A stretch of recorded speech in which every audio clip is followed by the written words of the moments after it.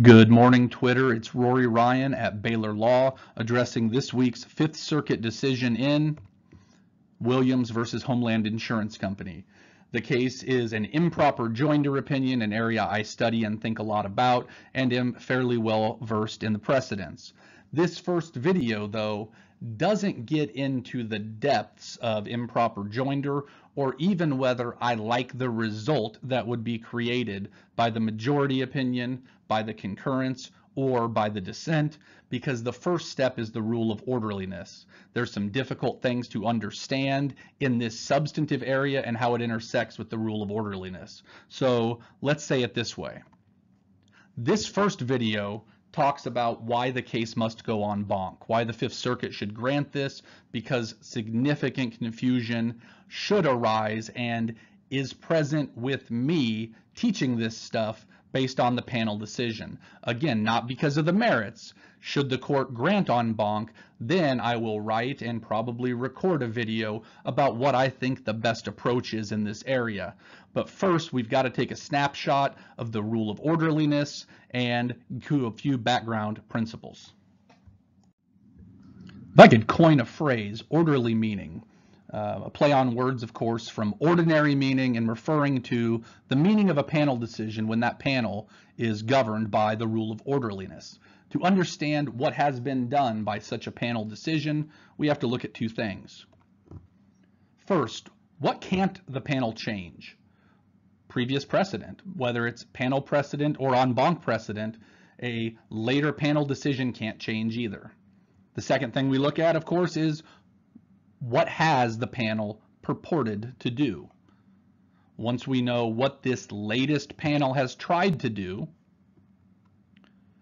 we subtract what it can't do. And if anything is left, that's the orderly meaning.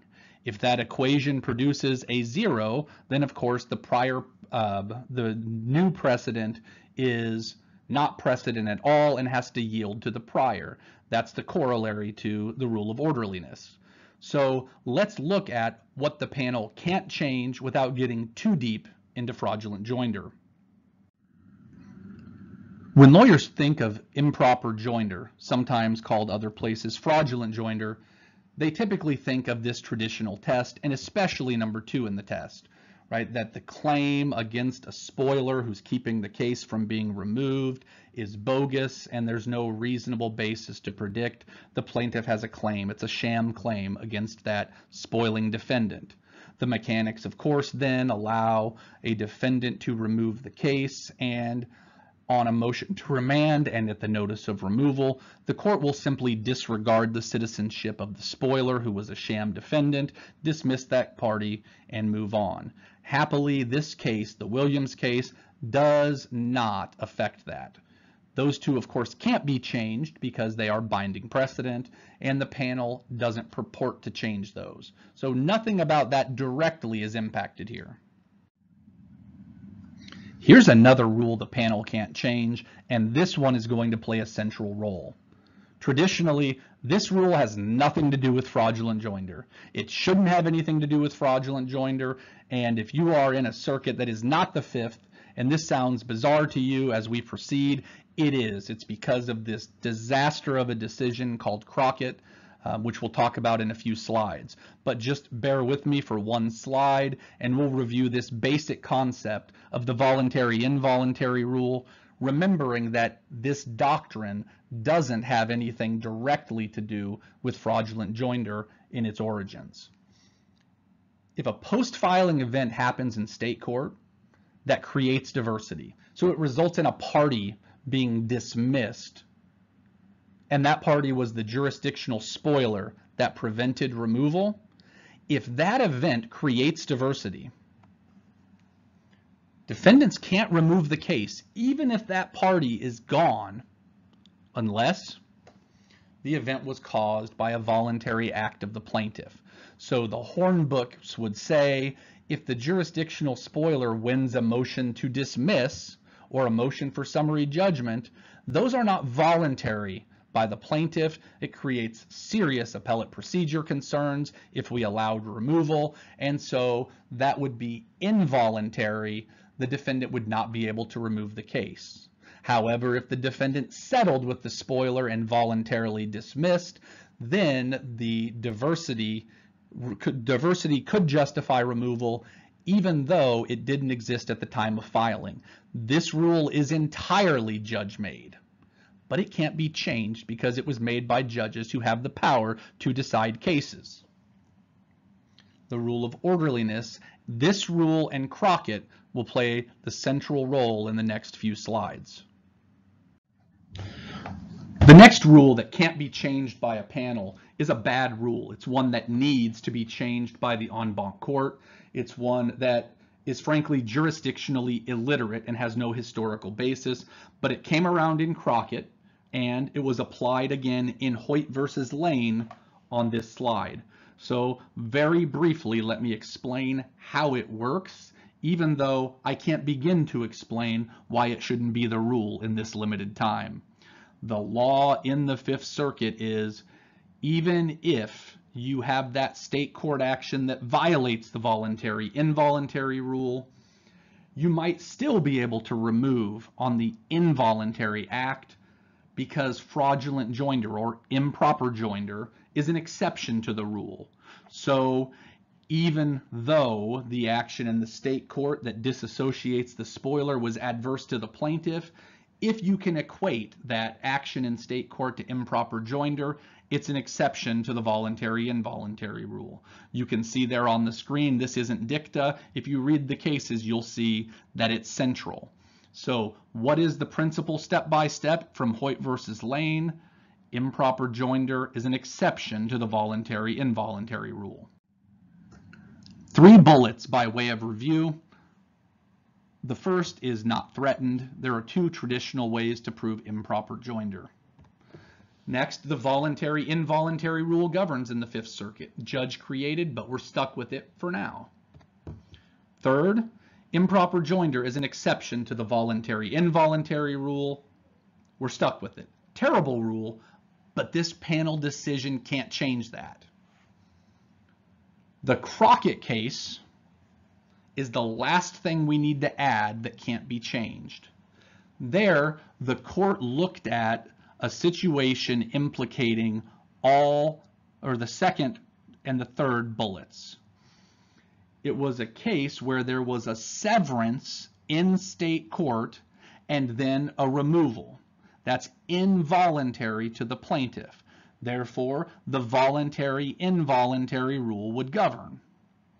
But the court said this other type of egregious procedural misjoinder, this egregious procedural misjoinder, even though it's not one of the traditional 2 ways, egregious procedural misjoinder is a third type of improper joinder, and it functions as an exception to the voluntary-involuntary rule. Once again, the voluntary-involuntary rule bound the Crockett court. The only way the Crockett court could get out of the voluntary-involuntary rule was by applying this principle, that improper joinder is an exception to the voluntary-involuntary rule, but the Crockett facts didn't fit the traditional 2 ways. Instead, the Crockett case had this concept of egregious procedural misjoinder, and yet the court allowed removal. Why? Because even though there was an involuntary action, improper joinder is an exception to the voluntary-involuntary rule, and egregious misjoinder is a type of improper joinder. That's the Crockett decision. More en banc on why it is bananas. Nonetheless, we're stuck with it, and we have people who actually have to apply it. This is the rationale from Crockett, just so that you can see this is exactly what was decided. The court found that this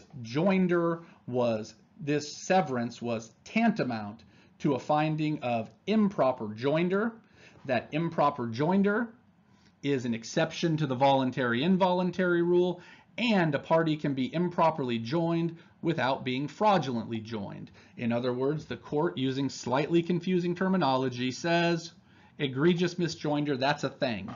And it's an exception to the voluntary-involuntary rule because it's a type of improper joinder. Those aren't my words. Those are the binding panel decision.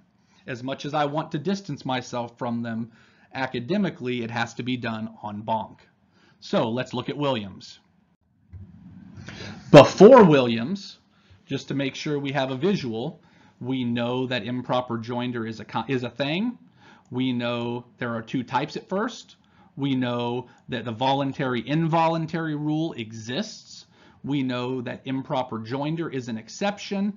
And we know that Crockett held that egregious misjoinder was a species of improper joinder, and that is why it was an exception to the voluntary-involuntary rule. That was the holding. Crockett needed egregious misjoinder to be improper joinder, or the voluntary-involuntary rule would have bound the court. Unless egregious misjoinder was a species of improper joinder, either the court violated the voluntary-involuntary rule, which it didn't because it said what it was doing, or it held that this was a third type of improper joinder. What does the Williams court come in and say? The Williams case. The facts are 10 pages long and you don't even need to read them. Not for these points. What we end up with is materially similar to Crockett in one way. The defendant removed a state court arguing egregious procedural misjoinder. Well, that was in Crockett called a species of improper joinder, so this should have worked under Crockett. But the court holds egregious procedural misjoinder is not a species of improper joinder. How does it happen? How does this happen?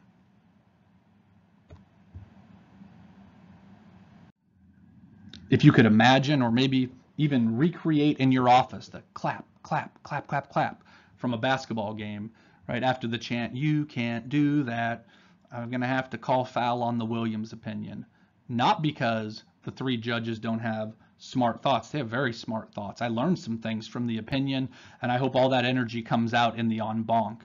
My concern is what happens if the Williams panel decision stands and it doesn't go en banc. The things the Williams court wants to fix, it can't fix, and that is going to confuse my friends on the district court bench and all the people who are filing motions to remand and notices of removal. Once again, Crockett said in a material holding that a party can be improperly joined without being fraudulently joined. There is also the idea of egregious procedural misjoinder, right? Improper joinder under the joinder procedure rules. We even cited them. The holding was, yes, voluntary-involuntary rule binds us, but improper joinder is an exception, and egregious misjoinder is improper joinder. Then what does Williams say? That Homeland urges us to follow the fraudulent misjoinder doctrine, which claims it is consistent with our case law. It is not. Clap, clap, clap, clap, clap. You can't do that still, right? The court says expanding this court's precedent would be improper. Our court has gone en banc twice on precisely what is needed to remove a case.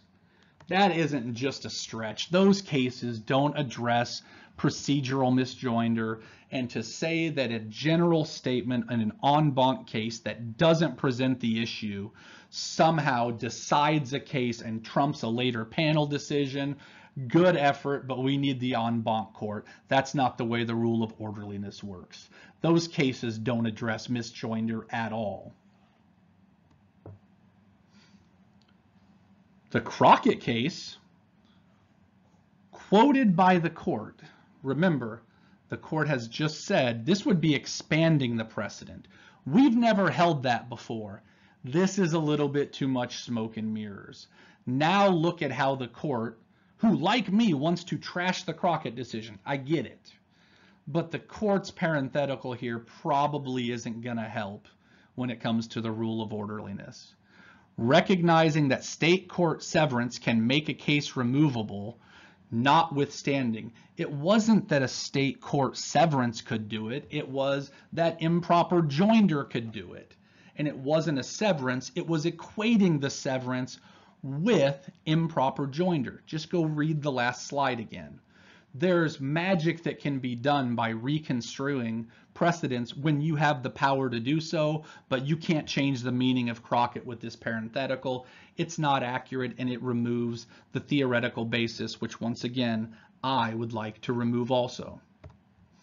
The voluntary and involuntary rule is settled. Improper joinder is an exception, and improper or egregious misjoinder, fraudulent misjoinder, is improper joinder, so it was an exception. That yellow on the right is really what Crockett says. It does not say that severance is an exception. It says improper joinder is, and that egregious misjoinder is a species of improper joinder.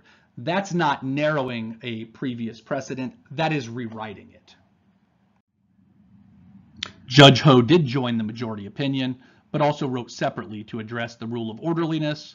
And these first two paragraphs alarm me. They don't belong in an opinion about the rule of orderliness, precedent, and how you could possibly keep sanity in a circuit with 20-some judges sitting in 3-judge panels, citing to Justice Thomas and cases involving adhering to the original text of the Constitution alarms me greatly if it is going to invade our rule of orderliness. To his credit, later, Judge Ho comes back and says, well, of course, we have to be genuine. We can't use this principle to draw razor-thin distinctions and to rewrite cases, but that's exactly what the court did. The court says Crockett said something it didn't. Crockett said voluntary, involuntary rule we're stuck with. Improper joinder is an exception, and egregious procedural misjoinder is improper joinder. It said all three were material to the holding. The case is a disaster. However, the Williams court can't fix that disaster. Somebody needs to fix it en banc. On to the last slide. So for the 0 people out there who are disappointed that that's the end of this video, all the good, really exciting stuff is for video 2.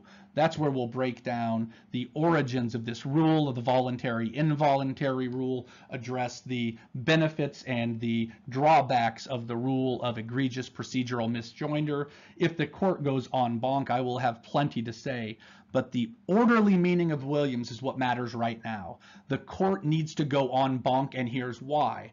There is no Supreme Court law on fraudulent joinder or improper joinder. The Fifth Circuit has led the way with its en banc decisions in the past and even with its panel decisions. This is a time for the court to take the brilliant observations of the 3 judges, Haynes, Ho, and Jones. All 3 of them taught me at least a perspective or 2 I didn't have, but that needs to come together. They all need to come together, and if I might be so bold as to suggest, let Judge Greg Costa write the opinion so we understand it best, and write that opinion so that the Supreme Court can bless it or just leave it alone and sanity is there. Alternatively, don't, and I'll get paid a lot more from the people listening to these videos trying to have me figure out what is not ascertainable. Thanks for listening.